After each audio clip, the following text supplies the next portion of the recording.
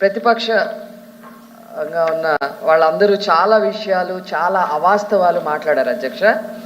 First of all, ఏదైతే Telugu Desam party NT Ramarao గారి హయాంలో కానీ, చంద్రబాబు నాయుడు గారి హయాంలో కానీ 25 పైన 25 పైన కాలేజెస్, మెడికల్ కాలేజెస్ తీసుకొచ్చిన మాట వాస్తవం.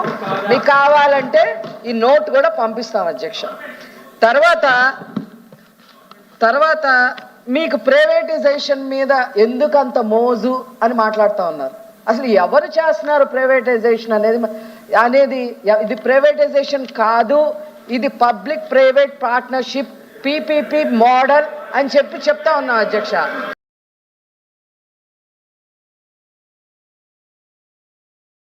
ఒక్క నిమిషం అధ్యక్ష, నన్ను మాట్లాడిన అధ్యక్ష.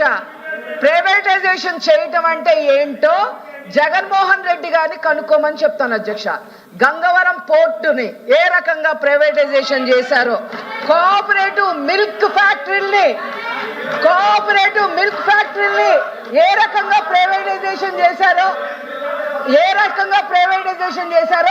ప్రైవేటైజేషన్ చెయ్యాలి అంటే ఏ రకంగా వ్యవహరించాలో జగన్మోహన్ రెడ్డి గారిని అడిగి మాత్రమే తెలుసుకోవాలి అధ్యక్ష.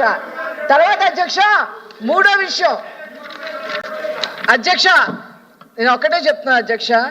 అసలు పీపీపీ మోడల్ అనేది ఒక డీటెయిల్ స్టడీ ఎల్ఓపి గారి దగ్గర నుంచి ఎవరైనా చేస్తే బాగుంటుంది అధ్యక్ష.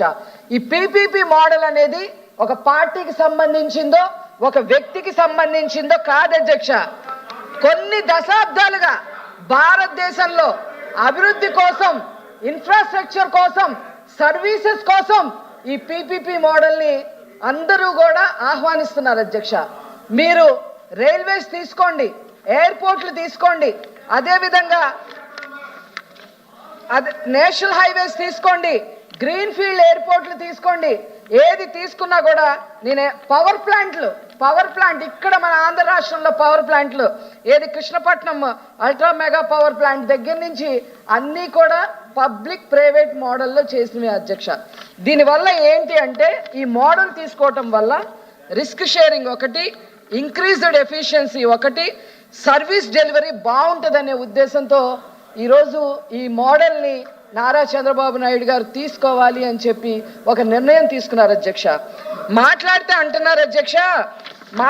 వీళ్ళు మాట్లాడుతున్నారు ఇది కేవలం 7,000 కోట్లతో అయిపోతుంది, మీరు ఎందుకు చెయ్యరు అని చెప్పి మాట్లాడుతూ ఉన్నారు అధ్యక్ష. జగన్మోహన్ రెడ్డి గారు వచ్చిన తర్వాత సచివాలయంకి రంగులు వేయటానికి, హైకోర్టు అక్షంతలు వేసిన తర్వాత రంగులు తీసేయటానికి 3,000 కోట్లు ఖర్చు పెట్టారు అధ్యక్ష. తర్వాత రిషికొండ ప్యాలెస్ 600 కోట్లు అధ్యక్ష. డివైడ్ అవ్వట్లేదు అధ్యక్ష. అంటే 6,000 కోట్లు నేను చెప్పేస్తాను అధ్యక్ష. వాళ్ళు చిత్తశుద్ధితో వాళ్ళు తెచ్చిన కాలేజీలకి ఏ రకంగా చెయ్యాలనేది తీసి పక్కన పెట్టేసి 1,000 కోట్లు ఫెన్సింగుల దగ్గర నుంచి రిషికొండ ప్యాలెస్ల దగ్గర నుంచి ఖర్చు పెట్టి దాదాపు 8,000 కోట్ల పైన వృధా ఖర్చు చేశారు అధ్యక్ష. ఆ ఖర్చు గురించి మాట్లాడరు అధ్యక్ష. మాట్లాడితే హెల్త్ గురించి మేము చాలా బాగా పట్టించుకున్నాము అని చెప్తున్నారు అధ్యక్ష.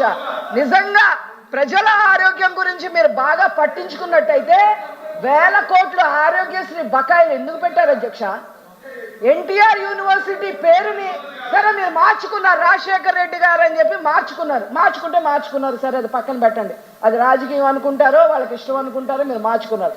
అందులో ఉన్న 100 కోట్ల డబ్బులు ఎందుకు తీసేసి దారి మళ్లించారు అధ్యక్ష? ఆ డబ్బులు కూడా వాడేశారు అధ్యక్ష. ఆ డబ్బులు ఏదైనా ఒక్క మెడికల్ కాలేజీ కన్నా పెట్టారా? ఎక్కడా పెట్టక్కర్లేదు. పోనీ పులివెందుల మెడికల్ కాలేజీకైనా ఆ డబ్బులు వాడారా అంటే లేదు అధ్యక్ష. కరోనా టైంలో హెల్త్ గురించి మాట్లాడుతున్నారు అధ్యక్ష. చాలా బాగా పట్టించుకున్నామని చెప్తున్నారు. పారాసెటమాల్తో కరోనా పోయిద్ది, నకిలీ బ్లీచింగ్ పౌడర్లు, కనీసం ఆక్సిజన్ ప్లాంట్లు కూడా లేకుండా లక్షల మంది చనిపోతే అధ్యక్ష తప్పుడు లెక్కలు ఇచ్చారు అధ్యక్ష కేంద్ర ప్రభుత్వానికి సర్వే వాళ్ళకి తప్పుడు లెక్కలు ఇచ్చి ఎవరు చనిపోలేదని చెప్పారు అధ్యక్ష. వీళ్ళు ఆరోగ్యం గురించి మాట్లాడుతుంటే అసలు ఏం మాట్లాడాలో కూడా మాకు అర్థం కావట్లేదు అధ్యక్ష. అధ్యక్ష, నేను ఒక్కసారి ఈ పబ్లిక్ కాబట్టి అధ్యక్ష, విషయం చాలా సీరియస్ అధ్యక్ష. మేము ఇంకో మాట చెప్తున్నారు అధ్యక్ష, మీరు ఉచిత సలహాలు ఇస్తున్నారు. మీరు 6,000 కోట్లు కేటాయించండి, 8,000 కోట్లు కేటాయించండి అని మాట్లాడుతూ ఉన్నారు అధ్యక్ష.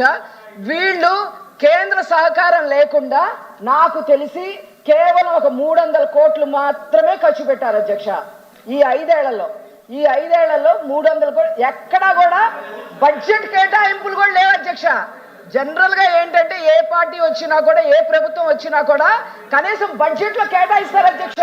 అది ఖర్చు పెట్టినా పెట్టకపోయినా కనీసం బడ్జెట్ లో కూడా ₹1 కేటాయించని మీరు ఈ రోజు మెడికల్ కాలేజీల గురించి మీరు మాట్లాడుతుంటే, ప్రజల ఆరోగ్యం గురించి మాట్లాడుతుంటే నవ్విపోతున్నారని చెప్పి సందర్భంగా తెలియజేస్తూ, మీకు ఏ మాత్రం ఆంధ్రప్రదేశ్ స్టూడెంట్స్ పట్ల కానీ యువత పట్ల కానీ చిత్తశుద్ధి ఉంటే ఈ పబ్లిక్ ప్రైవేట్ మోడల్ని మీరు ఆహ్వానించాలి. ఇండైరెక్ట్ గా ఏంటి అని అంటే 10 లక్షల కోట్ల పైన అప్పులు చేసిన వీళ్ళు అవి ఏం చేశారో కూడా చెప్పని వీళ్ళు, రాజధాని కూడా కట్టలేని వీళ్ళు, రాజధాని మూడు ముక్కల ఆట ఆడిన వీళ్ళు, ₹1 సంపద కూడా సృష్టించలేని వీళ్ళు ఈ రోజు మెడికల్ కాలేజ్ గురించి ఏదో ఓవ్ చేసుకున్నాము అంటే అది కుదరదని చెప్పి ఈ సందర్భంగా మనవి చేస్తూ, నాకు ఈ అవకాశం ఇచ్చినందుకు కృతజ్ఞతలు అధ్యక్ష. పీపీపీ మోడల్లోనే ఖచ్చితంగా మెడికల్ కాలేజెస్ మా ప్రభుత్వం పూర్తి చేస్తుంది అని చెప్పి సందర్భంగా సార్ లేదు సార్, సమయం లేదు. ఇజ్రాయల్ గారు, ఈ రాష్ట్ర వ్యాప్తంగా ఈ యొక్క ప్రభుత్వ మెడికల్ కాలేజీలని ప్రైవేటీకరణ విషయంలో రాష్ట్ర వ్యాప్తంగా అన్ని సామాజిక వర్గాల నుంచి, అన్ని పార్టీల నుంచి తీవ్రమైనటువంటి వ్యతిరేకత వస్తున్నటువంటి సబ్జెక్టు మీద నాకు మాట్లాడే అవకాశం ఇచ్చినందుకు మీకు ధన్యవాదాలు తెలియజేస్తున్నాను అధ్యక్ష. అధ్యక్ష, కొంతమంది కారణ జన్మలు ఉంటారు అధ్యక్ష. స్వతహాగా ఈ దేశంలో ఆరోగ్యశ్రీ పథకం కింద ఎవరైనా తీసుకొచ్చారంటే అది డాక్టర్ వైఎస్ రాజశేఖర రెడ్డి గారు. ఉన్నటువంటి ఈ రాష్ట్రంలో ఓసీలో ఉన్నటువంటి పేద విద్యార్థులు మెడికల్ వైద్యం చదవాలంటే కొన్ని లక్షల రూపాయలు ఖర్చు అవుతున్న సందర్భంలో ఈ రాష్ట్రంలో కేంద్రంతో పోరాడి 17 మెడికల్ కాలేజీలు తీసుకొచ్చారు అధ్యక్ష. 17 మెడికల్ కాలేజీలకి నిర్మాణాలు చేపట్టారు అధ్యక్ష, నిధులు సమీకరణ చేశారు అధ్యక్ష. ఆ యొక్క నిర్మాణంలో సుమారు 5 కాలేజీలు ప్రారంభమైనవి. అందులో 5 కాలేజీల్లో అడ్మిషన్ కూడా స్టార్ట్ అయ్యి తరగతులు రెండో సంవత్సరం కూడా జరుగుతున్నాయి అధ్యక్ష.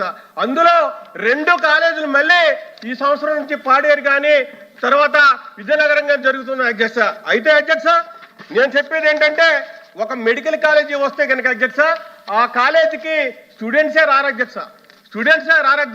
స్టూడెంట్స్ తో పాటు ఆ కాలేజీలో ప్రొఫెసర్స్ వస్తారు అధ్యక్ష, ఆ కాలేజీలో డాక్టర్స్ వస్తారు అధ్యక్ష, ఆ కాలేజీకి పారామెడికల్ సిబ్బంది వస్తారు అధ్యక్ష, ఆ కాలేజీకి ఏఎన్ఎంలో నర్సింగ్ స్టాఫ్ వస్తుంది అధ్యక్ష. ఆ కాలేజీలో చుట్టుపక్కల ప్రాంతంలో చిన్న మెస్సులు కానీ చిన్న క్యాంటీన్లు కానీ వచ్చి ఆ కాలేజీ అంతా అభివృద్ధి చెందుతుందంట.